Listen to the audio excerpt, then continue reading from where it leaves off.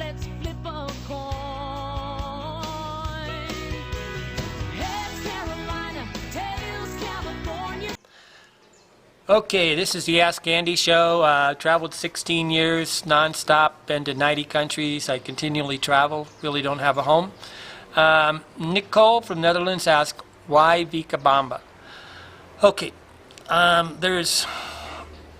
it's really quite simple. Vilcabamba is one of about maybe 10 places on the planet that is at 1,000, is in the tropics, which is 23.5 degrees above the equator to 23.5 degrees below the equator, and at 1,500 meters above sea level. I think that's 5,000 feet.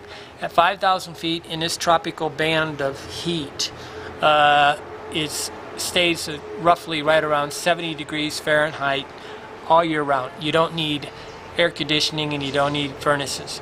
And so I search out these places. Baguio, Philippines is like that, a little bit rainier than other places. Lago Atilan, Guatemala. I think Boquete, Panama is that way. Medellin, Colombia.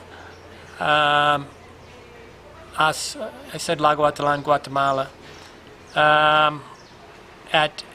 There's a plateau in Kenya that's at 1,300 meters.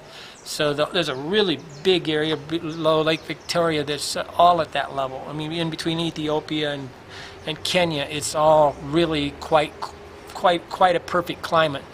I was in one city in Kenya where they grew tea leaves. It's I think about 1,300 meters above sea level. They cook tea leaves. They grow tea.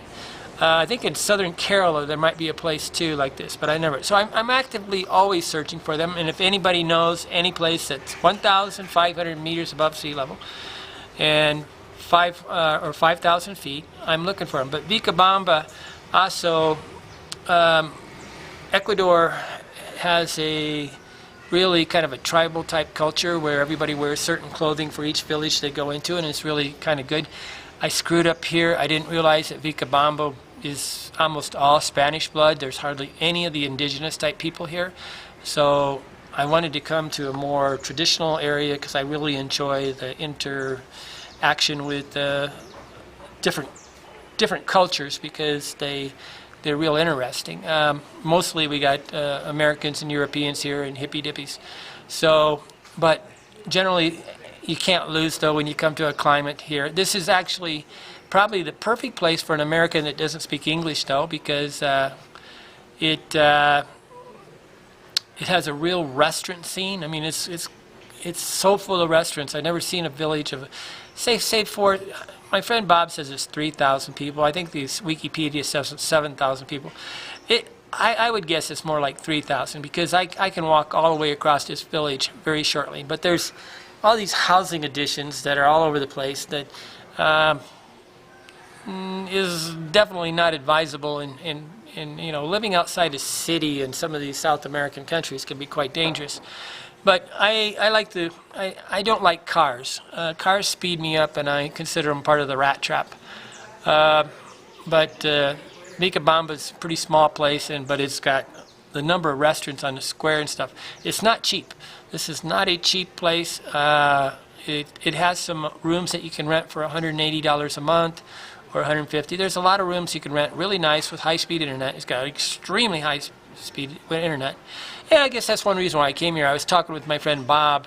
He's a long-term traveler and one of the guys I trust, and he said that he was sitting there chatting away on Skype with his video on, and I said, hey, they got high enough speed internet that I can actually work. Because I'm working on a project to sell products on Amazon.com, and I have to call United States. So this is the same time zone,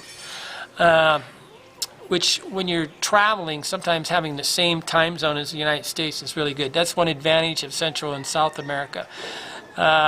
Southeast Asia, you'll be calling at midnight all the time. But generally, I came for the climate, the cheap living. So I'm living less than, around less than $500 a month. But I was expecting to really. My friend Bob had 2 rooms for $150, but they were both full. And I was a little bit lazy. I didn't really feel like doing it. I found this really nice hotel that's. I really want to do a lot more work here. Okay, I don't really want to do as much lollygagging around or whatever. But there's a lot of people that talk English, so I really don't even need to talk English. So, but that wasn't my reason to come here. My reason to come to Vilcabamba was because of the climate and the high-speed internet and the indigenous people, which there's really not the indigenous people. Because I really enjoy the Ecuador culture. But I may spend my second 30, I have about 79 days in the country, so I may go to, I've seen a really nice place, Sangura, through the bus. That's, I just don't want to have to wear a jacket all the time. You have to wear a light jacket. You're going to be down to 65 degrees. In Cuenca, it's rainy all the time.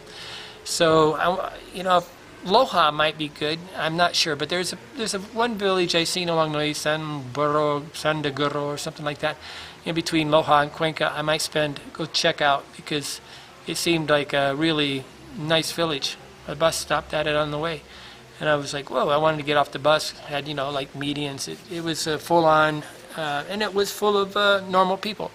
That's where I took that video of the tortilla choclo. See. It's really here. It's gringo food. Okay, it's Gringolandia. It's not necessarily. I'm not really expanding my thing. I mean, guys are recommending I go on horses or trekking, which is I could do in America, right? So it's like this is like America soft, right? This is not. This is an American colony. It's really half European, but it's full on but it seems to be probably 20% of the economic refugees, the guys on the Social Security or Social Security disability, and or divorced wives. There's a lot of older women here. So, but Vilcabamba, the climate's perfect.